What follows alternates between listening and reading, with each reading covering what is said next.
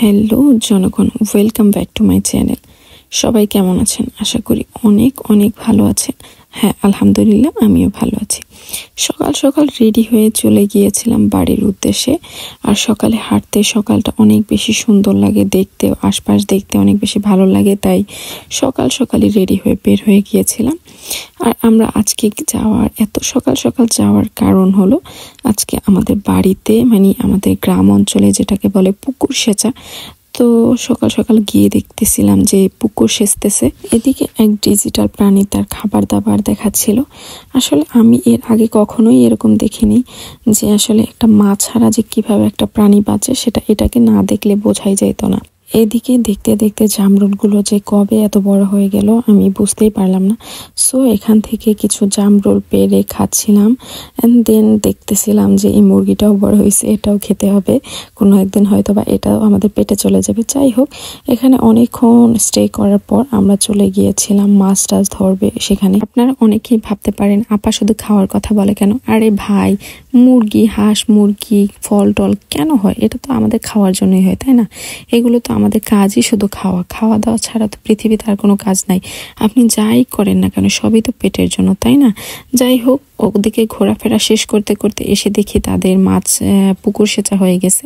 সবাই মাছটা বড় মাছ যেগুলো ছিল সেগুলো ধরে বাসায় নিয়ে গেছে। অ্যান্ড দেন আমিও সুন্দর করে তাদের জন্য দেখলাম যে বাচ্চারা এত বেশি লাফালাফি করতেছে। ওরা আসলে মাছ ধরার থেকে ওদের এখানে নামার যে আগ্রহটা সেটা বেশি। আসলে ছোটবেলায় আমরাও দেখতাম অনেক অনেক বেশি নামার ইচ্ছা থাকলেও অনেক সময় দেখা যায় নামতে পারি নাই, অ্যাজ এ মেয়ে হিসেবে বা ছোট বাচ্চা হিসেবে নামতে পারি নাই। কিন্তু ওরা এরকম নামতেছে দেখে আসলে আমার অনেক বেশি ভালো লাগতেছিল। এন্ড দেন বাড়িতে এসে দেখি মাশাল্লাহ, আসলে যতটা আশানুরূপ ছিল ততটা মাছ আসলে পাওয়া হয়নি। এর থেকে অনেক বেশি আশা করা হয়েছিল, যেহেতু ওখানে মাছ ছাড়া হয়েছিল। সো যেই সব মাছ ওখানে পালার জন্য দিয়েছিল সেগুলো আসলে তেমন মাছগুলো পাওয়া হয় নাই। সো এখানে যা পাইছে তাতেই আলহামদুলিল্লাহ সবাই মিলে ভাগাভাগি করতেছিল। আসলে গ্রামের এই জিনিসটা খুবই সুন্দর যে যতটুকুই থাকুক না কেন, যতটুকুই মাছ পাক না কেন, সবাই সেগুলো ভাগাভাগি করে নেয়। এখানে আমরা আবার মাছ বিলানোর জন্য আমরা বের হয়ে গিয়েছিলাম। আমরা সব বাড়িতে বাড়িতে এক এক করে মাছ দিচ্ছিলাম। আর এখানে কি কি মাছ দিচ্ছিলাম সেগুলো দেয়া শেষ প্রায়। সেগুলো আমরা দেখাচ্ছিলাম যে এই একটা মাছ বাকি ছিল এই বাড়িতে দেওয়ার জন্য, আর একটা বাড়িতে দিলেই হয়ে যাবে।